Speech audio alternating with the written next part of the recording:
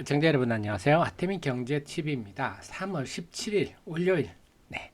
이번 주는 점검할 일들이 많은데 점검할 요인들 점검하고 예상까지 해보도록 하겠습니다. 네이버 카페에서 하태민 남들은 주식 투자의 길 들어오시면요. 제 자료들 다 있습니다. 데일리를 클릭하시면 되고요. 그 다음에 필요한 정보들을 텔레그램을 통해서 여러분께 알려드리고 있는데요. 하태민 한 칸 띄우고 경제TV 검색하셔서 들어오시면 요즘 반도체에 대한 얘기들이 많아요. 그래서 낸드가 공급 부족에 의해서 키옥시아라는 세계 한 2위권 되는 낸드 업체죠. 여기서 하반기부터 공급이 부족해질 가능성이 높다 이런 얘기들도 나오고, 중국의 YMTC 이게 양재 메모리입니다. 우리나라로 비교하면 마치 삼성전자에 해당하는, 여기도 낸드 가격의 인상에 동참한다 이런 얘기들이 많아서 이런 것들을 여러분께 속보로 지난주에 좀 알려드렸네요. 그래서 이런 걸 아시면 큰 도움이 되실 겁니다. 자, 금요일 날 나스닥 지수가 반등을 했습니다. 그래서 제가 이미 지난주 데일리에서 기술적 반등을 할 거다, 본격적인 반등은 언제 하면서 주 초반 약세, 주 후반 강세 전망했었는데, 드디어 우리 아시아 증시가 좀 먼저 반등하고 금요일날 나스닥 증시가 뒤늦게 아주 세게 반등을 했는데 좋은 얘기는 없었어요. 오히려 미시간대 소비자 심리지수, 지난번에 이 첫 하락할 때 3월 22일이죠 아마 이날이, 첫 하락할 때 하락의 일부 빌미가 됐었습니다. 그때 시작은 미시간대 소비자 심리지수가 2월 소비자 심리지수가 낮게 나오는 바람에 이렇다 이런 얘기도 했었는데, 어쨌거나 더 낮게 나와서 미국 경제의 3분의 1을 차지하는 소비가 싣고 있다. 좋은 얘기가 아니죠. 그렇지만 지수는 반등했다. 그 이유는 뭘까요? 마냥 많이 빠졌으니까 그렇다. 얼마나 빠졌나요? 네, 2월 21일부터 3월 13일까지 15거래일 동안 나스닥 지수가 13.3%. 이 정도면요 엄청 큰 하락입니다. 지수가 15거래일 만에 13.3% 빠졌다면요, 종목들은 엄청나죠. 사실 뭐 팔란티어라든지 이런 종목 거의 반토막 났죠. 그래서 워낙 많이 빠졌기 때문에, 그래서 미시간대 뭐 소비심리 지수가 예비치가 나쁘게 나오든지 말든지 너무 많이 빠졌으니까 여기서 반등. 자, 그래서 제가 17,000에서 18,000 사이를 지지대로, 단기 지지대로 해서 반등을 할 거다. 반등 후에 다시 반락을 할 건데, 이게 여기 쌍바닥을 지지를 할지 아니면 깨고 내려갈지는 지켜볼 일이다. 이렇게 지난주에 전망을 했었는데 반등을 시작했습니다. 그럼 어디까지 반등할 것인가? 일단 통상 약할 때는 낙폭의 한 3분의 1 정도 반등을 하고, 강하면 한 반 정도, 정말 강하면 한 3분의 2 정도까지 가는데 3분의 2까지 지금 보기에는 지금 불확실 요소가 너무 많다고 본다면 3분의 1에서 2분의 1 정도 반등하지 않겠느냐. 그러면 18,200에서 18,600선까지는 반등할 수 있지 않겠느냐. 그러면 18,200이면 여기네요. 여기에서 18,600이면 여기. 대체로 한 여기 21선 정도까지는 가능할 수도 있겠다. 근데 지금 아시겠다시피 워낙 돌발 변수들이 많아서 지금은 합리적인 예측은 힘듭니다. 그래서 우리는 한 요 정도까지는 나스닥 지수가 반등할 수 있다는 걸 염두에 두고 좀 뉴스에 길을 기르면 대응해야 되겠다. 그리고 우리 시장은요, 금요일 날은 코스닥은 1.6% 오르는데 코스피는 0.3% 빠졌어요. 이런 얘기를 아마 3월 한 6일, 7일 이때도 제가 했던 것 같아요. 그때는 뭐냐, 코스피는 막 오르는데 코스닥은 빠진다, 이런 말씀 드렸거든요. 그 반대 현상이 나타났어요. 그 원인은 어디서 찾을 수 있냐? 여기 나오죠. 연기금이 지금 코스피에서는 3월 11일부터 13일까지 순매도 했죠. 코스닥은 어떻습니까? 연기금이 3월 12일부터 14일부터 다시 순매수로 돌아섰습니다. 이게 가장 큰 차이입니다. 물론 외국인 매매도 영향을 줍니다. 외국인 매매도 영향을 주는데, 그처럼 그 14일 같은 경우는 외국인도 매수하면서 연기금이 매수하니까 코스닥은 1.6%나 오르고, 유가증권 시장은 연기금은 순매수했지만 외국인이 파니까 0.3% 하락하고, 근데 그 앞에부터 이미 그 조짐이 나타났습니다. 3월 11일부터 뭔가 코스피가 허약한 조짐이 나타나는데 결국 연기금이 어떻게 하느냐. 지금 코스닥의 3월 12일부터 코스닥 시장이 지금 반등이 강한데 그 배경에는 연기금의 순매수 전환이 굉장히 컸고 여기에 투신까지 곁들이고 여기에다가 외국인까지 곁들이는 날은 상승폭이 상당히 크게 나타나죠. 그래서 외국 연기금이 양시장에 상당히 중요한 역할을 하고 있다. 물론 특히 반면에 유가증권 시장 같은 경우는 외국인이 파는 날은 지수가 빠지고 외국인이 사는 날은 지수가 오르고 월요일만 빼고는 다시 외국인과 지수와의 상관성이 굉장히 높아지고 있죠. 코스피는 실질적인 주력은 지금 외국인이다 보시면 되겠고요. 코스닥은 연기금이다. 이 두 주체 동향을 면밀히 보면서 대응해야 되겠다. 그렇다면 금요일 날 나스닥이 2.6% 올랐는데 월요일 날 과연 외국인이 어떻게 할 것인가? 외국인이 큰 폭 순매수 해주면 힘을 얻을 것이고 금요일 날 2.6%는 올랐는데 월요일 외국인이 순매도를 한다? 내지 관망한다? 이래버리면 또 힘이 빠질 부분이거든요. 그래서 월요일 날은 외국인 동향이 상당히 중요할 것 같다. 물론 코스닥 시장은 연기금이 순매수를 지속할지는 지켜봐야 됩니다. 근데 대체로 월요일 날은요, 연기금이나 투신이 좀 주 초반은 순매수가 좀 적거나 순매도 자세를 보이고 주 후반에 강세를 보이는 경향이 있어서 그건 좀 참고를 해야 되겠습니다. 그 속에서 이번 주는 정말 이슈들이 많아요. 근데 대체로 볼 때 예감하시겠지만 나스닥이 이번 주 전반까지는 좀 강세를 보이다가 후반에 좀 꺾이지 않을까 이런 생각은 해보는데 하지만 뭐 계속 말씀드리지만 지금은 예측보다는 대응 예측하기 힘든 변수가 너무 많아서 대체로 그린 그림을 그려놓고 살펴봐야 되는데요. 우후 이번 주에 신규 상장이 다시 이제 본격화되군요. 4종목이나 신규 상장됩니다. 늘 그렇지만 신규 상장은 악재다. 왜냐면 물량 부담이죠. 첫째는 물량 부담인 거고 두 번째는 쏠림 현상이 나타나는 거죠. 그러니까 이쪽 종목들에 막 매기가 쏠려버리면 여타 종목이 힘 빠지는 거. 그래서 일단 신규 상장이 본격화된다 하는 점은 특히 코스닥 시장, 개인 비중이 높은 코스닥 시장에 부정적으로 작용할 요인이고 GTC, GPU 테크놀로지 컨퍼런스, 엔비디아의 개발자 컨퍼런스가 열립니다. 이게 상당히 크죠.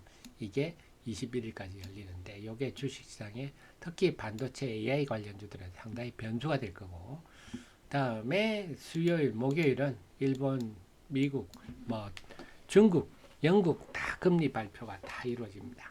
근데 뭐 대체로 이번은 동결이 우세하고 왜냐 지금 관세 전쟁이 시작됐기 때문에 아직 어떻게 될지 모르니까 좀 더 지켜보고 판단하자 이런 분위기가 우세합니다. 그렇기 때문에 금리 자체보다는 그 패드 의장, 파월 의장의 좀 인터뷰가 더 중요하지 않겠나 싶은데 이런 요인들인데 우선 신규 상장 보니까 보면 공모가 기준의 시가총액을 보면 아무래도 한택이나 신플랫폼이 조금 유리해 보이는데 시장 얘기는 TXR 로보틱스 한택이 좀 매력이 있지 않느냐 하는 게 분석가들의 주된 의견들입니다. TXR 로보틱스는 공모가 기준 시총이 너무 높아서 여기서 뭐 크게 먹을 자리가 있을까? 왜냐하면 첫날에는 상승해서 출발할 건데 시총 한 3천억 정도 되면 상당히 부담스럽거든요. 자, 그 다음 GTC 2025인데요. 자, 미국 서부 시간으로 캘리포니아주에 열리니까요. 3월 18일 0시 그러니까 우리나라는 3월 19일 화요일 새벽 2시에 젠슨 왕 CEO가 기조연설하는데 이게 또 상당히 주목을 받을 것 같고 중요한 거는 GTC 그럼 2024 때는 어떻게 됐냐 이게 또 우리가 봐야 될 문제인데요. 자, 한번 살펴볼 GTC 2024 보면요. 2024년 3월 18일부터 21일 사이에 열렸거든요. 3월 18일부터 19, 20, 21. 나스닥 지수는 작년에는 좀 올랐네요. 나스닥 지수 이렇게 됐습니다. GTC 2024 때는 나스닥 지수는 올랐다. 근데 그때는 지금 대세 상승기라서 지금과 딱 뭐 비교는 할 수 없겠습니다만은 어쨌거나 그때는 올랐고, 그럼 엔비디아는 어떻게 됐느냐 볼까요? 자, 엔비디아는 2024년 3월 10 요때군요. 요구이군요. 3월 18일부터 21일 요때군요. 엔비디아 당시에는 GTC 2024가 개막되는 날은 네, 음봉이 발생을 했네요. 네. 그 다음에 결국은 오히려 GTC 2024가 끝나고 조금 더 강세를 보였네요. 엔비디아의 경우에는 물론 이때도 엔비디아가 너무 잘 나갈 때 아닙니까? 너무 잘 나갈 때 그 이전도 쭉 올랐고 너무 잘 나갈 때라서 지금의 엔비디아는 지금 네, 좀 꺾였지 않습니까? 주가가 네, 지금은 그때는 막 올라가는 추세인데 지금의 엔비디아는 지금 하락하는 추세라서 작년 2022 GTC 2024를 비교를 할 수 없으나 어쨌거나 작년은 GTC 2024 기간 중에는 그래도 강보합세를 유지하다가 끝나고 나서 한 이틀 더 올랐다. 이런 흐름은 염두에 두실 필요가 있습니다. 근데 최근에 본 지난주 수요일부터 엔비디아 강세를 보여서 지금 추세가 꺾였지 않습니까? 그렇다면 지금 또 AI 분위기가 작년하고는 사뭇 다르지 않아요? 그걸 보면 제가 볼 때는 오히려 이번에 개막이 우리가 셀온이라 그래요. 뉴스에 팔라 하는 오히려 그걸 계기로 이번에 좀 빠지지 않을까 이런 생각도 해보는데 뭐 계속 말씀드리지만 지금은 예측보다는 대응이 중요하다. 그래서 흐름을 좀 아셨죠? 작년에는 엔비디아 GTC 2024 때는 그래도 강세 기조, 나스닥이나 엔비디아가 강세 기조가 유지됐었다. 작년에는요. 그 다음에 이번 주는요. 20일이 그야말로 금리 데이입니다. 미국, 영국, 일본의 정책 금리 발표인데 중국은 좀 내릴 것 같고요. 그래서 미국은 동결이 우세합니다. 일본도 동결이 우세한데 만약에 일본이 금리를 인상한다. 그러면 좀 흔들릴 수 있다. 말씀드렸듯이 지금은 그 관세 전쟁이 막 시작되는 불확실성 요인이라서 아마 각국 중앙은행들이 함부로 금리를 변화나 안 시킬 겁니다. 아마 중국만 금리를 좀 내리지 않겠나 이런 전망들이 우세하고 요거 새벽 3시 30분이네요. 우리 시각 새벽 3시 30분에 열리는 8월 의장 기자회견 내용이 오히려 주가에 영향을 좀 많이 미치지 않겠느냐. 그래서 전체적으로 정리하면 이번 주는요. 나스닥은 반등 기조가 우세할 거고 그렇다면 우리 시장도 그에 따라 긍정적인 영향이 예상이 되나 코스닥의 신규 상장 부담이 존재를 하고 그래서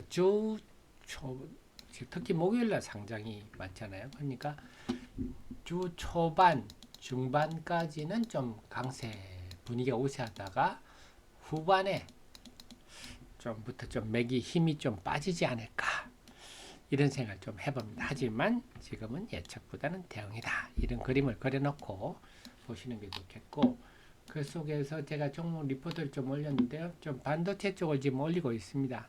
아까 말씀드렸지만 지금 낸드 가격이 하반기부터 회복될 거다.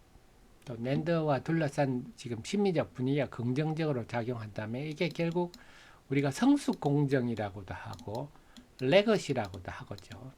그러니까 기존의 HBM 이런 첨단이 아닌 기존의 반도체 DDR4나 DDR5나 이런 해당하는 것들이 성숙 공정 레거시가 좀 긍정적이지 않겠느냐 이런 얘기가 나와서 TSE는 우리가 낸드 관련주라고 딱 꼬집어서 말하기는 힘들어요.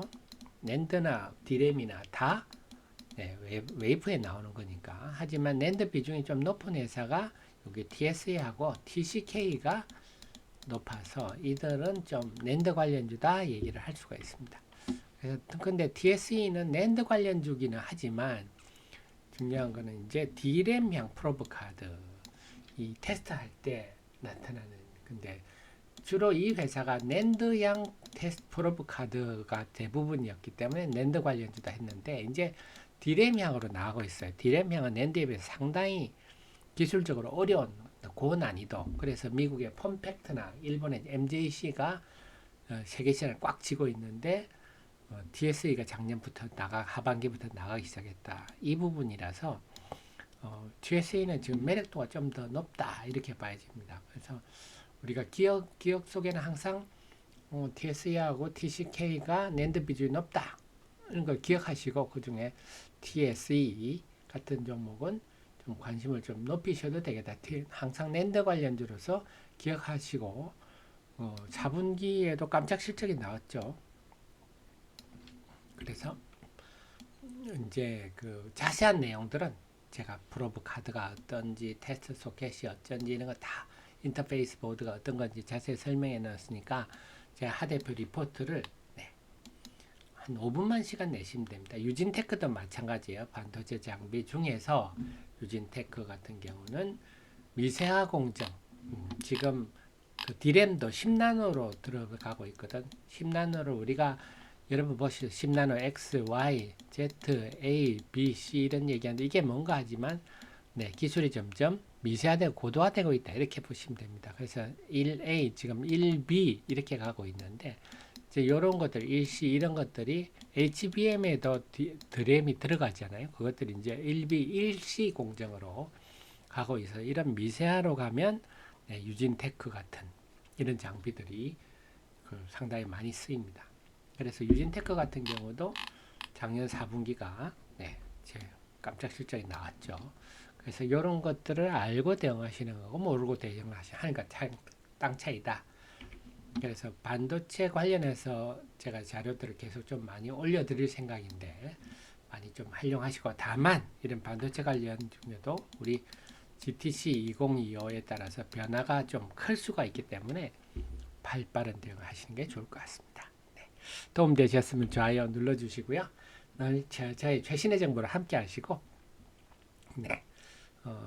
좋아요 하시면 저의 좋은 기운도 여러분께 전달되리라 봅니다. 부족한 저를 늘 응원해 주셔서 너무 감사드리고요. 다음 주 월요일 또 정시전망으로 찾아뵙겠습니다. 고맙습니다.